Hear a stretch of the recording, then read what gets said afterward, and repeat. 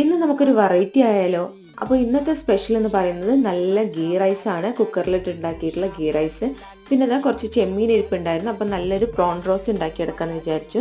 അപ്പോൾ ആദ്യം തന്നെ ചെമ്മീൻ ഒന്ന് നന്നായിട്ട് ഫ്രൈ ചെയ്തെടുക്കുക. ഇനി ഇതാ ഇതുപോലൊരു മൺചട്ടി എടുത്തിട്ട് നല്ലൊരു മസാല തയ്യാറാക്കി എടുക്കണം. അപ്പോൾ അതിലേക്കുള്ള ഇഞ്ചി, വെളുത്തുള്ളി, കുരുമുളക്, പച്ചമുളകൊക്കെ നന്നായിട്ട് ചതച്ചെടുത്തിട്ടുണ്ട്.